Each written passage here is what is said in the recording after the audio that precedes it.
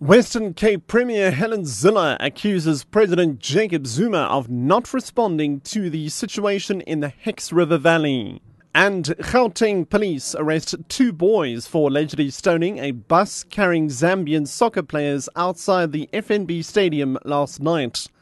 I'm Richard Brooks. Western Cape Premier Helen Zille has accused President Jacob Zuma of not responding to the situation in the Hex River Valley.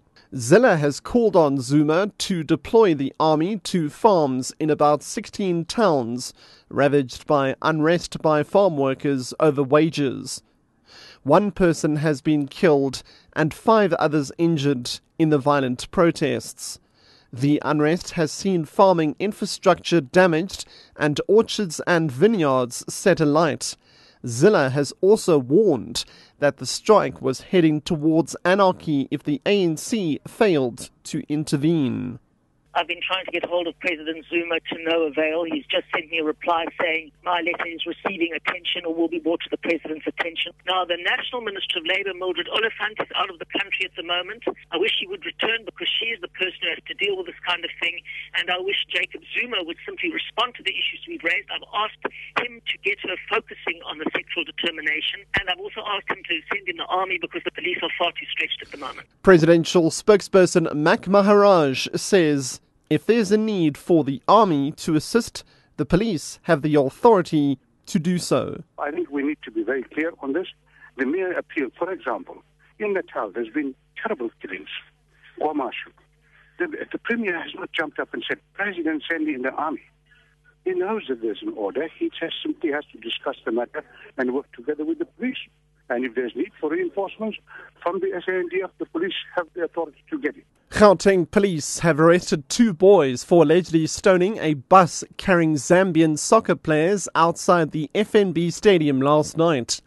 The police's Neville Malila says the boys aged 12 and 13 now face charges of malicious damage to property. Bafana suffered a 1-0 defeat against Zambia last night at the stadium in Johannesburg. One of the boys has been released into the care of his parents and the other has been taken to a place of safety. The other 2 ran away. Malila explains. The incident occurred just outside of the stadium. That was while the bus was busy leaving the stadium. Remember, the bus was under escort, so the vehicle stopped. There were apparently four kids on the side that were throwing stones to the bus, and we managed to arrest 2 of them. Thousands of striking Anglo-Platinum mine workers have reported for work at their various shafts this morning.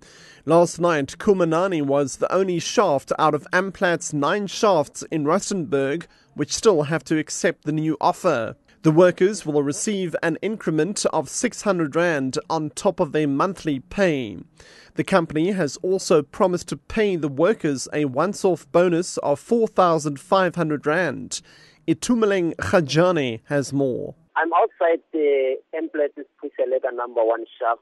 That is where thousands of workers are gathering, returning to work today. They are here basically to report for duty.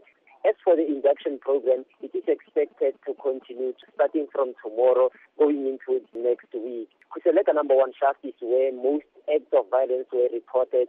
As the Emplat strike intensified, workers are now willing to go back to work. Kusatu has called for a day of civil disobedience on November the 30th. That's in protest against the e-tolling of Gauteng's highways.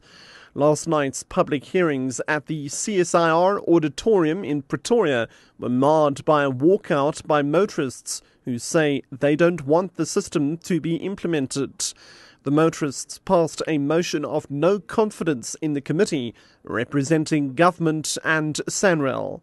Kusatu's Putas Tseki. What worries us is that this process is not a process that seems to be having potential of being influenced. It's a process that we believe that government has taken its decision. In whatever we want to say, it seems that they are going to steamroll in the implementation of this e-tolls, which we have said on many occasions that we are not happy with. So that's why we have taken a decision that we would want to march in all the toll gates where we are going to have civil disobedience with our own small, medium and big cars on the day.